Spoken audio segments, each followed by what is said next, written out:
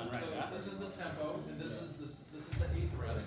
And so Yeah, we you got got it, yeah, yes. Okay. Yeah. Just that far.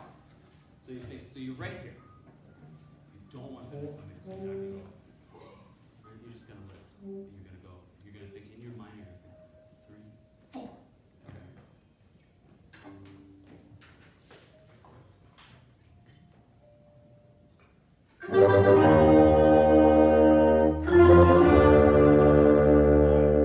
That's where the extra bar is. So you think 3, ba, ba, ba, you know.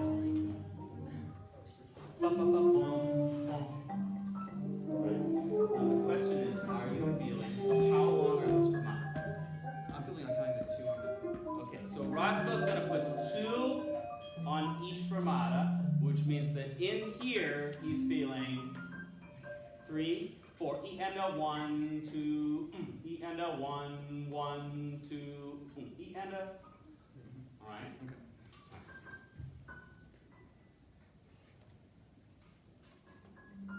That's the down bar, not that one. And that's what we're learning.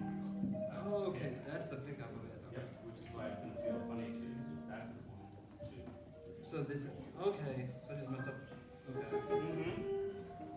That's okay. All Give right. it a shot. Okay.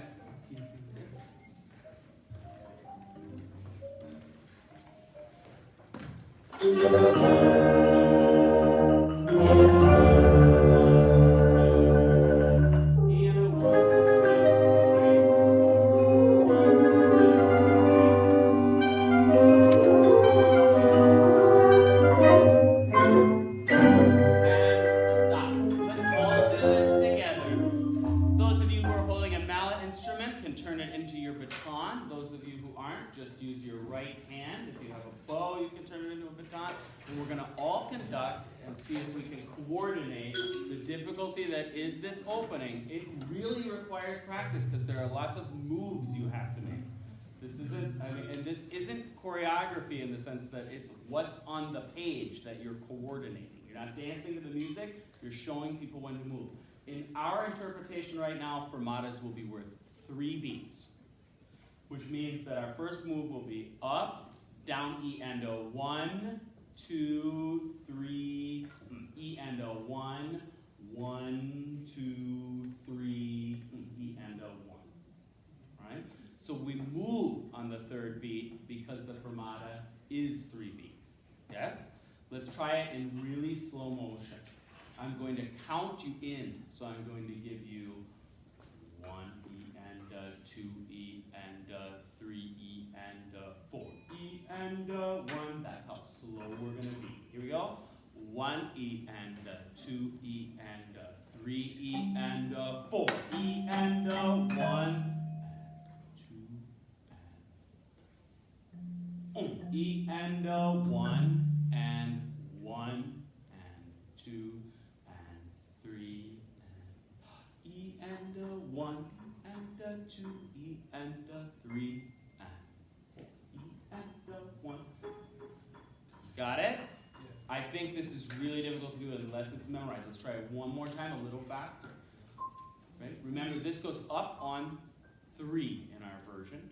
1 E and 2 E and 3 E and 4 E and 1 and 2 and 3 and E and 1 and 1 and 2 and 3 and E and 1 and 2 E and 3 and E and 1. Very nice. Here we are again, even faster. 1 and 2 and 3 and 4 E and 1 2 E and 1 E and 1, E and 2, E and 3, E and 1, E and 2. There we are. All right, without me talking, except to cue you in.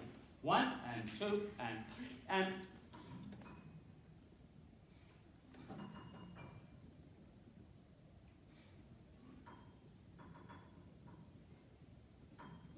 That's it. That's how it works.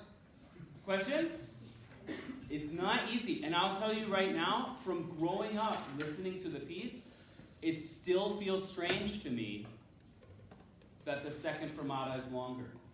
Because nearly every recording I listened to growing up, the second fermata is shorter. And so it feels like I'm holding it too long, because it's still ingrained in my head. All right, Ross, let's give it a try. Now this is tough because I used 3 beats and you did 2. It's okay.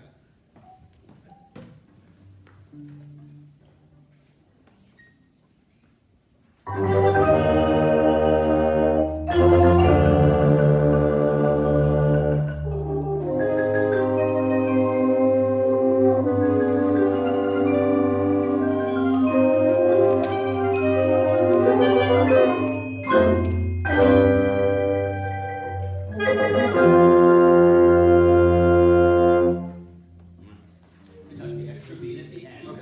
right? Other than allowing us to slow down, that was really good. You know, that was a really good start to putting it together. Yeah, give him a hand.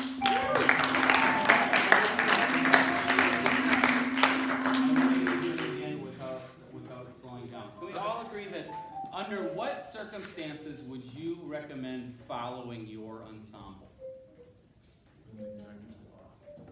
When the conductor's lost, okay, you're on the podium and you're lost. I'm just gonna follow them. That seems safe and probably a great idea. Throw your circles up. Then you throw your circles up, all right? You throw your circles up and you let your musicians play and you stay out of the way. I often say, somebody from the La Jolla Symphony came up to me after the Tandon, and actually they all do this. It's always funny because some conductors hate being told they're very easy to follow. Some love being told. I just think it's like, I hope so. But like, especially on a piece of music where you're not sure when to come in, but you're very easy to follow. I said, you know, a lot of the time I think for conductors it's a lot like the Hippocratic Oath. First, do no harm. In other words, it doesn't matter how good of a surgeon you are, if you're more likely than not to kill that patient, don't take that. So, like, don't do anything to harm your group. So that's great. If you're lost, don't try to be in charge. All right, when else would you follow your musicians? Huh? When it's scary. When it's Kyrgyz. Well, he doesn't follow them, so he just. Oh, like the conductor should. Yes, follow. when does the conductor follow the musicians? Like we said, when you're lost, when else? Yeah. If it'll cause a tear. Yeah, if it's, when should that happen? When should you care? Yeah, yeah. Or solos. A soloist, you may follow a soloist, especially if you feel like it's up to the soloist to determine it. Good, these are all actually really good examples, and none of them are the ones I'm thinking of. Yeah, Byron? Was it really popular piece of music? Everyone knows like this? No, I wouldn't say so. No, I mean that maybe if it was a soloist and if you're conducting like when San Francisco played with Metallica, you know, maybe you're following Metallica because it's their tune. But I'm actually thinking about a specific instance of when you might follow them, not in a particular piece, but in a certain situation. Yeah. This might be wrong, but if they've gone like rogue and they're absolutely not following you in that situation, would you follow them or would you? I would, but only in one place. Performance. Yeah, that's what The only time I would ever be tempted is for the sake of my musicians, their own personal self-esteem and reputation, I would not cause them to fall apart in performance if they were refusing to follow me or weren't responding to what I was doing. I would acquiesce, because I think it would be selfish to cause them to fall apart. But we should all agree as conductors that it's not helpful to your ensemble if you do that at any other moment. So in rehearsal, if the group is going slower than you want them to, what should you do? Continue to go faster until they fall apart. I actually really do think you should let them fall apart. Because if you just stop, half of the room doesn't believe that that was a problem. They're like, wait a minute, we weren't going faster than you. So they're like, prove your point. Like, continue at your tempo and say, see, now we've come apart. Now that everybody's aware, you don't need to say anything. You don't need to say, watch me. You don't need to say you were going too fast. You just go, let's try that again. And you've already illustrated what's happening. So Roscoe, the reason I bring this up is because you started following them through all this and you feel it become Yeah, a slow march to death. It was like, all right, that Darth Vader was about to walk in. Yes. Okay, one more time, and this time, demand your tempo.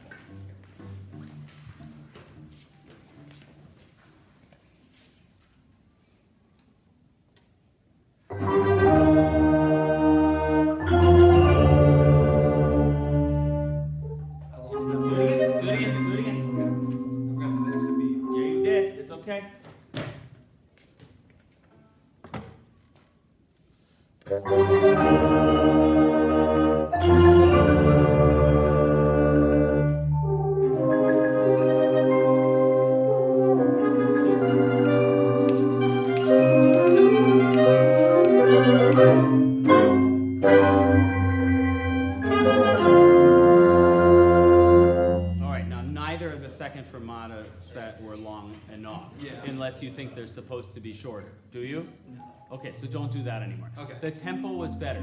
So things that you're gonna look at the tape and that you're gonna wanna work on are your gesture is almost what I would call legato the entire time. Okay. Meaning that, so when we talked about chapter 5 and we talked about moments where there's sort of weight and then it's lighter, there's this sense of momentum that's built when you do that. And if everything is even across, you just see,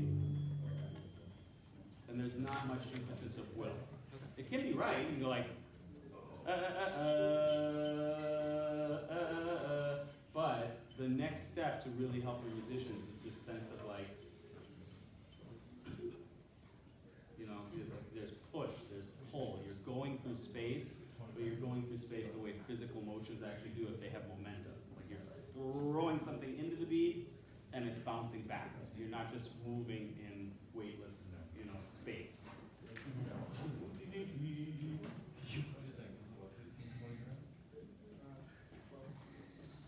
With crazy facial expressions too. Yeah, good. Thank you. Anybody else want to give it a try? Nice job, Ross. Okay. Right now that it's out for Oscar, but I ain't trying that. Come on, somebody be brave. Come on up, Charles. Fire, you're up,